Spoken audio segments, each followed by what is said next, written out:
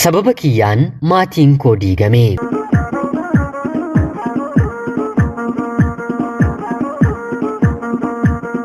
Yeroodhaaf maqaa kiyya himachuun barbaadu kanan dhaladheetti guddadhee Jiituu Magariituu Oromiyaa keessatti barnoota kiyyas kutaa 1 hanga 8tti maatii kiyya bira taa'een baradheen xumureen ture. Kutaa 8ffaa akkuman gaheen garuu rakkoo maatii kiyyaa fi ana irratti gaheen qe'ee maatii keenyarraa buqqaanee gariin mana namaatti gariin immoo fira fagootti deemnee dhokanne. Haatii fi abbaan kiyya ana waliin ijoollee 3 dhiira 2 fi durba 1 qabu. Dabalataan haati kiyya kan guddifattu haatiif abbaan kanarraa boqotte dubartiin gara biraallee mana keenyatti kan guddattu arfaffaan ni jirti. Abbaan kiyya akka mandara keenyaatti nama kabajamaa jaarsa guddaadha. Hojii qonnaatiin maatii keenya jiraachisa. Akka jireenya baadiyyaatti loon hedduu fi lafa bal'aa maatii qabani keessaa nuti tokko. Yeroo midhaan oodiidhaa gara manaatti galu abbaan kiyya midhaan gosa hundaa facaasee galfaturraa kuntaala 150 fi kanaa ol galfata. Ogummaa qonnaa keessatti qabu namni naannoo keenyaa hedduun ni ajaa'ibsiifata. Kan saarra darbee lafas qixxee fudhatee dabalataan waan qotuuf lafti inni harka isaatiin tuqu barakaa waan argatuuf kan kee waan hojjetteef waan dhamaateef miti harkuma kee rabbitu siif eebbiseera. Lafa nuti midhaan hin baasu jennee tuffannee dhiisne harka keetiin dachaa galchaa jedhanii hawaasni naannoo dubbatu. Ganama barii sa'a 11tti horii sangoota nyaachisee gara hojiitti bobba'a. Obboloonni kiyyallee lamaan isa irratti hojii baranii qonnaan baay'ee ciccimoodha.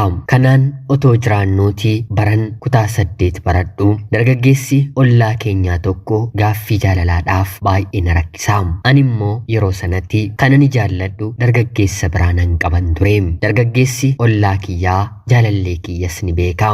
Kanaan isa dhiisiitii ana waliin jaalala uumii jedhee guyyaadhaan na rakkisa. Manni barumsaa mana keenyarraa deemsa daqiiqaa 30 ta'a.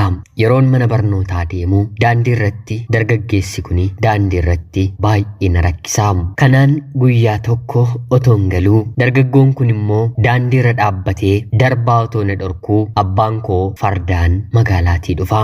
Gochaan inni irratti gochaa jirus yeroo argu halangaa fardatti gulufaniin ati ilma eenyu taateeti intala kiyyatti karaa cufta jechuun si'a 2 dugda keessa garafee. Yeroo kana dargaggeessi kuni dhagaa lafaa fuudhee abbaa kiyya rukuchuuf yeroo jedhu abbaan koo huuruu fardaa gara isaatti galagalchuun sanuu anatti deebistaa'e jechuun dhakaanni darbate jalaa abbaan koo miliquun otuu fardarra baasuu danda'u miila isaatiin gurbaa kana gateettii keessa rukute. Kanaan dargaggeessi kuni fiigee gara manaatti galuun warra isaatti dhaammachuun otoo anis abbaan kiyyas manatti hin galiin dargaggeessi 3 abbaa isaanii waliin eeboo qabatanii gadi nutti bahanii. Duras daangaa lafaarratti abbaa kiyya waliin walitti bu'insa ni qabu.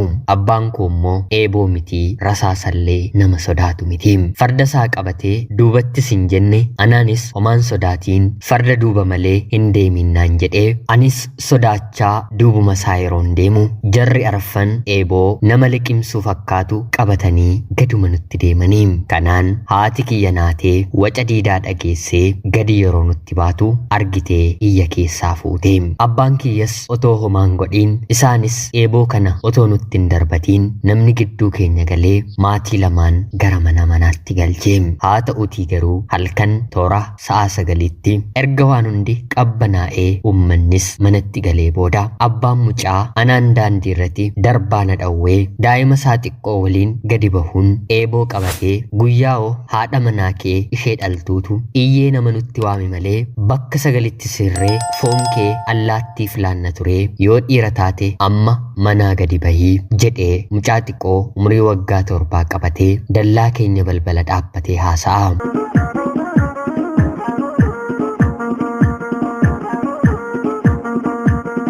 Abbaan kiyyaa halkan sana hirribni san qabne suuta jedhee karaa duubaa naanna'ee bahee waan inni of harkatti qabateeru ilaalee obboleessa kiyya hangafaa hirribaa kaasuun koottu yoon du'ellee reeffa kiyyatti akka jarri kuni hin taphanne jechuun ofii albee yookiin immoo cuuphee of harkatti qabatee balbaluma banee nama kanatti halkaniin maaf hin ciistuu maaf na qortaa jedhee gaafata. Yeroo kanatti namni kun eeboo of harkatti qabateeru siitiinan barbaada mitii jechuun adda abbaa kiyyaati kallacha yeroo darbatu abbaan kiyya gadi jalaa jedhee eeboon muka balbalaa irratti hordamee hafe. Eeboo kanaan ala namni kuni homaan qabanne. Kanaan abbaan kiyya hanga ati na aarsite akkuma ati foon koo allaatti nyaachisuuf qophoofte har'a dabaree keeti jechuun morma keessa abbaan koo bakka 3 nama kana waraanee ajjeesee ilmi isaa immoo akka hin iyyineef obboleessi kiyya afaan qabee akka hin duunetti rukutee abbaama biratti kuffisee nuti halkanuma sana manaa yaanee gara magaalaatti fiigne. Abbaan kiyya eessayyuun dhaqu jedhee harka isaa mootummaaf kenne. Eega kanaa nuti hundumti keenyiyyuu bittinnoofne. Haati kiyya anaan warra haadha ishee bira baadiyyaa fagooti na fudhattee baddee. Obboloonni kiyya dhiiraa lamaan wanta barbaadamaniif magaaluma keessa akka dhokatan taasifamanii. Obboleettii kan naaf taatu haati kiyya kan guddifattu silaas dhiiga nu keessaa waan hin qabneef mana namaa kadhattee akka galtu haati kiyya gorsitee yeroosuma mana namaa galtee. Abbaa kiyyattis turtiin waggaa 8 mana hidhaatii itti murtaa'ee qe'ee qabeenya waan qabnu hundumaa gadhiisnee biyya sanaa baanee. Waggaa 8 itti murtaa'us du'a balbala isaatti dhufe ofirraa qolachuun yakka jedhamuun abbaan kiyya waggaa 3 qofa hidhamee gadhiifame. Haa ta'uutii garuu gara qe'ee keenyaatti deebi'uun waanuma hin yaadamne ta'e. Anis haadha koo waliin fira isaaniitti erga baqannee booda firri haadha koo kan taate tokko haadha kiyya gaafachuu kan dhufte siin fudhee galeen mana namaa si galchanaan jechuun baadiyyaadhaa na fudhattee gara magaalaa Finfinnee dhufte. Ofiis jireenya gaarii waan hin qabneef mana namaa na galchite. Mana anin gale hojii mana keessaa guutuutti akkan dalaguuf otoo hin taane intala isaanii ijoollee 2 dhiistee biyya hambaa deemteef ijoollee isaanii lamaan waggaa 3 fi waggaa 5 ta'an akkan qabuuf akkan kunuunsuuf nyaata dhugaatii qulqullina isaanii akkan eeguuf hin ture. Hangam jalqaba irratti natti ulfaatus booddee garuu hojii salphaa ta'ee argadheen itti bareen akkan hojii kiyya fixettis maatii kanaaf hojii gara biraa gargaaraa jireenya magaalaa Finfinneen eegale. Abbaan ijoollee kanaas erga haati manaansaa biyya hambaa deemtee maatii warra intalaa waliin ijoollee isaa laalaa jiraata. Hojii mataasaa of danda'u qaba. Haadha manaasaas gara biyya Arabaa yookiin immoo biyya hambaatti kan erge jireenya gaarii kanaa olii jiraachuuf yaadaniiti. Kanaan ishee waliin illee wal na barsiisanii yoo ati seeraan waggaa 4 ijoollee koonaaf guddiste yeroon deebi'u baasii hundumaa danda'een gara biyya hambaatti si ergaa jettee waadaanaaf galte. Sanaan ol maatiin haatiif abbaan shi'anaaf maatiinaaf ta'anii haadhaa fi abbaa koo lammaffaa jechuun ni danda'ama. Ofiis namoota jajjaboo amantii isaaniitti cimoo waan qaban waan argataniin gammadanii kan jiraatan waan na ta'aniif yeroon ani maatii isaaniitti dabalamu har'aa kaasee ati intala keenyadha. Dubartiin tokkittii qabnu intalli keenyi biyya Arabaa deemtee ati immoo bakka keenya dhala ishee nuuf guddisaa jirta jedhanii kunuunsanii na qabachuu eegalanii. Dhugumattis akkuma dhala isaaniitti na ilaalu. Uffata naaf bitu mindaa kiyya yeroo yerootiin akkaawuntii koorra naaf go'u maatii kiyyatti yeroon barbaadetti naaf bilbilu. Barnootuma kiyya addaan hin kute malee jireenya dubartiin magaala tokko jiraatu jiraachuun eegalee. Kanaan nama ari malee nan dhukkubiin hin jedhaniiti. Waggaa 2 erga mana isaanii turee booda intalli isaanii biyya hambaa jirtu kuni baay'ee dhukkubsattee jennaan hojii hojjechuu waan dadhabdeef gara biyyaatti deebite. Biyya dhuftees wal'aansa garaagaraa maatiin kennaniifi. Haa ta'uutii garuu du'a dhufe deebisuu hin danda'anii mitiire. Intalli isaanii maal fakkaattu haati ijoollee 2 ijoollee ishee 2 nutti dhiistee addunyaa kanarraatii boqottee. Gaddi cimaanis mana kana seenee. Tokkittii intala dubaraa qabanidha. Ijoolleen isaanii kaan dhiirota 3dha. Maarreegaa maatii kana gadda hamaa gadda gudaatu dhaqqabe. Anis akka maatii kiyyaatti jajjabeessaa yeroo hedduun biran dabarsee akka intala isaanii ta'een mana keessa gargaaraa otoo hin jijjiiramiin ijoollee isaanii guddisaa. Erga intalli isaanii duutees waggaa 2 isaan tajaajile. Yeroo waggaa 2 booda abbaan manaa ishee haati manaa kiyya waggaa 4 booddee gara biyya hambaatti si erguuf waadaa siif galtee turte deemuu ni barbaadda taanaan amma deemuu ni dandeessaa. Ijoollee koo akka haadha isaaniiti waan naaf guddisteef fedhii gara biraa yoo qabaattes siif gochuu nan danda'a jedhee na gaafata. Yeroo kanatti ani maatii kiyya lammaffaa nan gaafadheeni. Isaanis ati dubartiidha, jireenya gaariitu siif mala, kanaa ol mana keenya turuu hin qabdu, garuu ija dhala keenyaan waan si ilaalluuf nurraan fagaatiin naan jedhanii. Ani garuu haadhaaf abbaa kana dhiisee deemuun baay'ee natti ulfaate. Ijoollee kana dhuftee kan guddistu akka maaliitti akka isheen ilaaltu hubachuun waan natti ulfaateef mee dura otoo ani hin murteessin ijoollee kanaaf kan guddistu barbaadaa jedheen gaafadhe. Kanaan nama fidanii nama 3 ija kiyyatti toluu didanii jijirsisee. Ijoolleen amala qabu garuu immoo qabaa barbaadu. Akka haadhaa ta'een nama ta'uu fi erga qacaramtee booda paaspoortii naaf baasanii maatii kiyya bakkuma jiranitti gargaaruuf gara biyya hambaatti imala koon taasise. Gaafan deemu abbaan kiyyallee dhufee na gaggeesseera. Kanaan biyya hambaatti godaaneen hojjechuun eegalee. Kan nama ajaa'ibu ergan biyya hambaa deemee booda dargaggeessi sababa isaatti lubbuun abbaasaa bahe karaa darbaa na dhorke karaa toora sooshaal miidiyaa na argee maqaa gara biraadhaan na dubbisee bakkan jiru erga na gaafatee booda bakka jirtutti dhufeen si ajjeesa jechuun eenyummaa isaa ifaaf ifatti natti himee gara biyya arabaa kana miillaan qajeelee. Haa ta'uutii garuu namaan ajjeefamee Yemen otoo hin seeniin lubbuun isaa akka darbe namoonni duukaa turan natti himanii. Silaa lubbuu kan baasan biyyuma keessa taa'anii eeggataniiti malee biyya hambaatti dhufanii lubbuun baasaan waan hin yaadamne ture.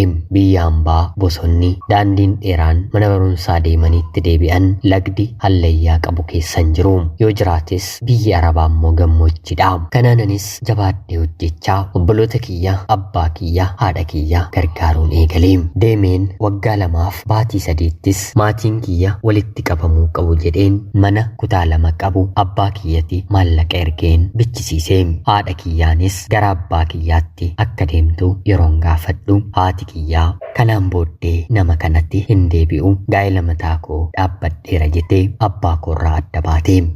Abbaan kiyyas erga ati heerumtee anatu fuudha dabaaree jechuun manan ani bitee fi keessatti ijoollee xiqqoo fuudhee obboloota kiyya waliin jiraachuu eegalee. Kun egaa balaa kiyya jedheen rakkina kaleessa nu dhaqqabeen dandamachaa bittinnaa uumaatii kootti gaddaa har'as jiraachaan jira. Kanaan otoo hin jiruutiin waggaa 2 baatii 3 yeroon dabarsu afaan Amaariffaallee sirriitti waan hin danda'uuf abbaan manaan dubartii duutee ijoollee isaanii lamaan akka haadhaatti hin guddisee fi maatiin isaas maatiin intalaas kanaan booddee fuudhii jedhanii waan rakkisaniif yoon fuudhe dubartii ijoollee koof taatu qofa fuudhuun qaba jechuun gaaffii fuudhaa anaaf dhiyeesse.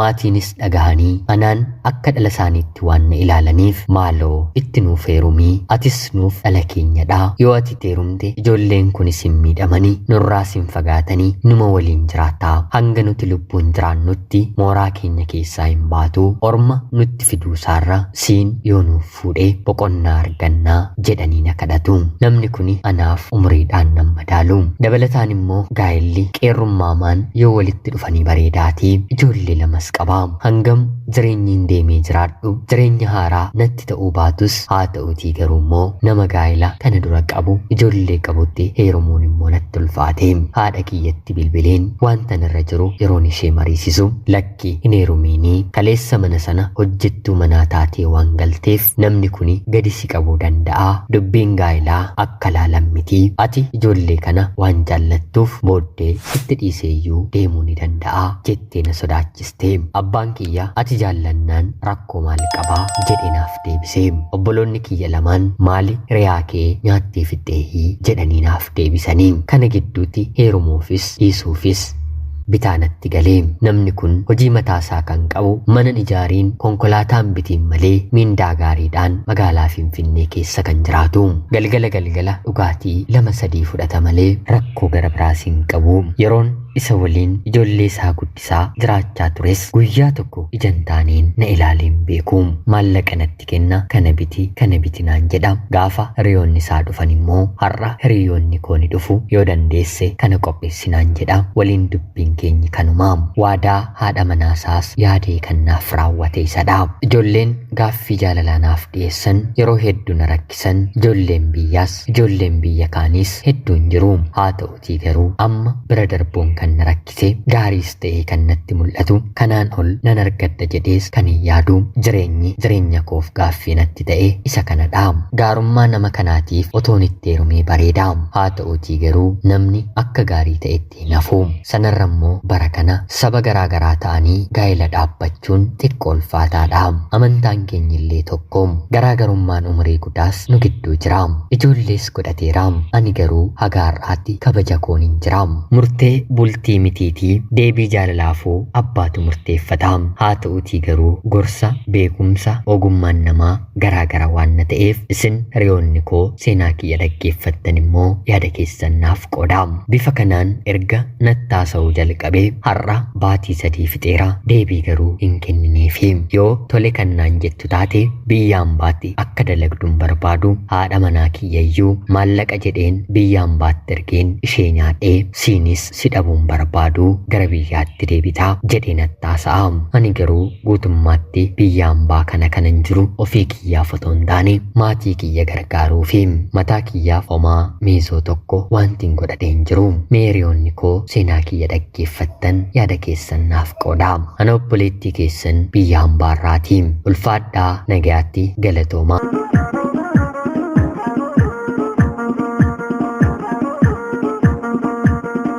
Yooyyaa shamaa akkam jirtu kabajamtootaaf fudhata qophii keenya nagaaf jaalallee tokkummaan bakka jirtan hundaatti hunda keessaniif yaa ta'u jecha guyyaa irraallee seenaa obboleettii keenya nama barsiisu bashannansiisu isiniif dubbiseen hin ka'a. Isinis yaada keessan akkuma dhaggeeffattaniin obboleettii keenyaaf barreessaa jecha qophiin guyyaa irraaf isiniif qabaddeen dhiyaadhe kanuma fakkaatti. Haga yoonaatti yeroo keessan naaf kennitanii dhaggeeffachaa turuu keessaniitiif guddaa galatooma. Laayik, sheer, sabskiraayib gochuullee hin dagatina. Akkanumallee namoonni xalayaa jaalalaa seenaa jireenyaa keessan ergachuu barbaaddan karaa telegiraamii karaa lakkoofsa bilbilaa kiyyaa duwwaa 937 naaf erguun irratti hirmaachuu ni dandeessu. Qopheessuuf qindeessuun isin waliin kanan ture ani Gammachiis Tashoomeedha. Seenaa barsiisoo gara biraatiin guyyaa boreen walitti deebinutti bakka jirtan maraan turtii gaarii horaa bulaa.